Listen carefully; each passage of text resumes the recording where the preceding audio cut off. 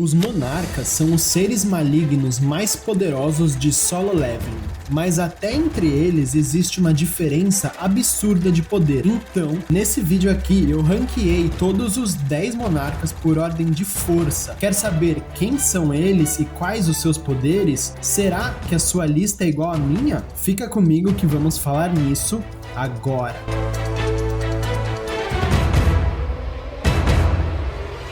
Em 10º lugar, então, nós temos Yogg-Munt, o monarca da transfiguração. Ele foi o monarca que menos teve participação na obra, mas sabemos que ele não era muito do tipo lutador, mas sim um feiticeiro do tipo que fazia planos ardilosos. Seu único feito foi invocar milhares de portais que seriam usados para trazer o exército do Rei dos Dragões para o mundo humano, mas Yogg-Munt foi facilmente derrotado por San Jinwoo e seus planos falharam.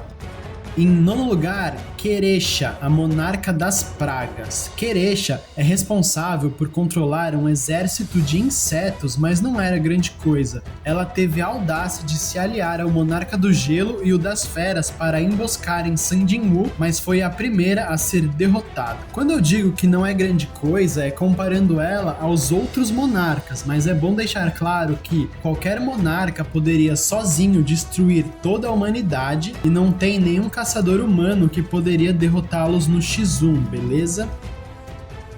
Então, em 8º lugar, nós temos o monarca das chamas brancas, o rei demônio Baran. No passado, Baran se aliou ao monarca das bestas para matar Ashborn. Eles falharam e quem pagou com sua vida foi o rei demônio, que foi derrotado e trazido para o reino da morte de Ashborn com seu exército de demônios, ficando lá como desafio final que San Jinwoo teria que derrotar antes de herdar os poderes de Ashborn. Em 7º lugar está o monarca do corpo de ferro. Esse é o monarca responsável por controlar um exército de monstros humanoides. E ele é capaz de usar o despertar, se transformando em um monstro humanoide com chamas verdes saindo de seu corpo. Apesar de ser um monarca, ele foi derrotado pelas sombras mais fortes de Jinwoo, ao lado do caçador humano mais forte, Thomas Andre, e por isso ficou apenas em 7º nessa lista. O monarca dos gigantes, Legia, figura a 6ª posição na nossa lista. Ele aparece pela primeira vez acorrentado dentro da Dungeon dos Gigantes que apareceu no Japão e possuía uma aparência horrenda. Infelizmente, ele foi morto por San Jinwoo ali mesmo, sem nem mesmo poder se defender, mas pela força do seu exército nós podemos assumir que ele era absurdamente forte, pois um dos gigantes do seu exército foi capaz de aniquilar com facilidade Yuri Orlov, um caçador de ranking nacional. Então, o seu líder com certeza era muito poderoso.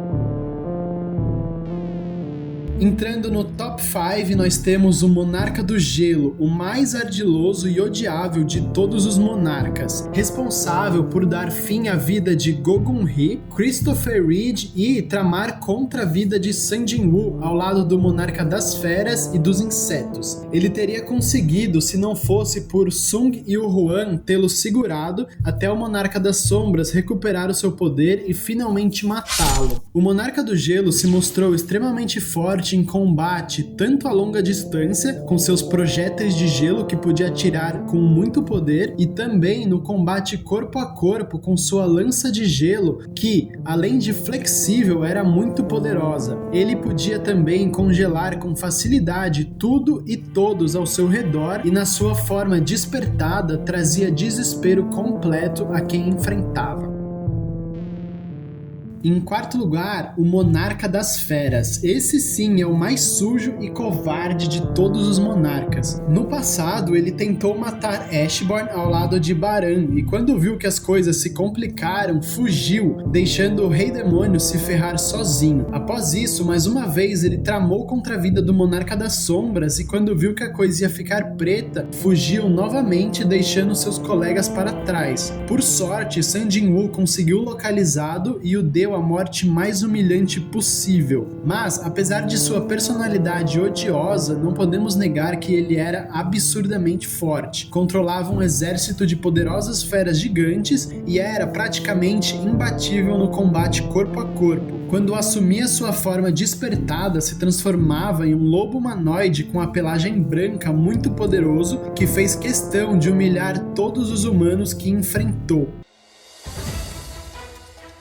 Agora sim, subindo no pódio como o terceiro monarca mais poderoso de todos e muito acima de todos os anteriores, temos Antares, o monarca da destruição e rei dos dragões. Antares é tão poderoso que não conseguiu encontrar um receptáculo humano capaz de aguentar o seu poder e por isso teve que esperar o monarca da transfiguração criar um portal forte o bastante para conseguir invocá-lo. Para começar, o Lagartixa controla um exército gigantesco de dragões que são os seres mais poderosos de todos, abaixo apenas dos monarcas e dos governantes. E, com esse exército, é capaz de destruir tudo. E esses são apenas os seus lacaios. Em batalha, Antares se mostrou ser absurdamente forte, podendo assumir tanto a sua forma humanoide quanto a forma de dragão gigante e a forma híbrida, quando lhe fosse mais conveniente. Antares é capaz de soltar um rugido de fogo mais quente do que a própria lava e na sua forma dracônica, suas escamas são mais duras do que diamante, tornando-o praticamente invencível.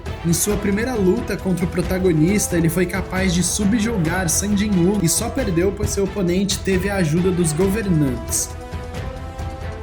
Com a medalha de prata, então, temos Ashborn, o monarca das sombras. Ashborn era originalmente um dos governantes mais poderosos e, ao ser morto, descobriu que seu criador havia escondido um poder imensurável dentro de si, o poder da morte. Assim, Ashborn renasceu como o monarca dos mortos e passou a reinar sobre todos aqueles que morriam. Além de ser tão poderoso quanto Antares em combate, conforme o tempo passava, mais forte ele ficava, pois o seu exército só tendia a aumentar. Ele se tornou a existência mais forte de todas e passou a ser temido tanto pelos monarcas quanto pelos governantes e nunca foi derrotado em batalha. Seu objetivo era se vingar dos governantes que assassinaram seu mestre, porém os mesmos o imploraram por perdão e disseram que só cometeram esse ato odioso para poder encerrar a guerra. Ao mesmo tempo, os monarcas, temendo seu poder, tentaram se livrar dele. Assim,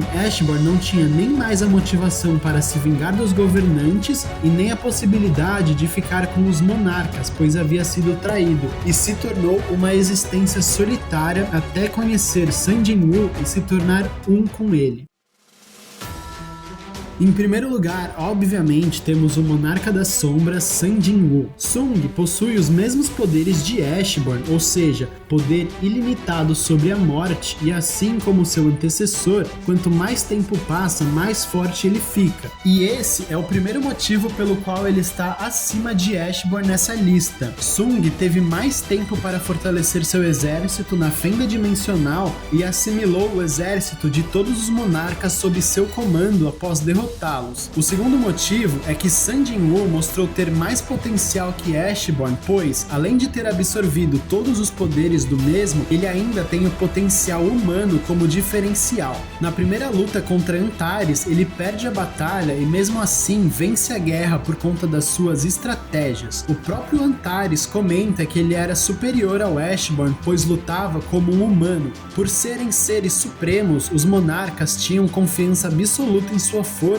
e enfrentavam seus inimigos de frente, ou seja, eram muito orgulhosos. Os humanos, por serem fracos, precisavam recorrer a estratégias e não tinham vergonha alguma de se juntar a outros humanos para ficarem mais fortes, e essa forma de lutar o levou a superar os seus adversários. Assim, San Jinwoo se tornou a existência mais poderosa do universo. Caso não tenha visto, eu também fiz o top 10 dos caçadores mais fortes da humanidade e o vídeo ficou bem legal. Assiste aqui logo em seguida para ficar por dentro de tudo sobre o universo de Solo Leveling. Te vejo em alguns segundos. Tchau!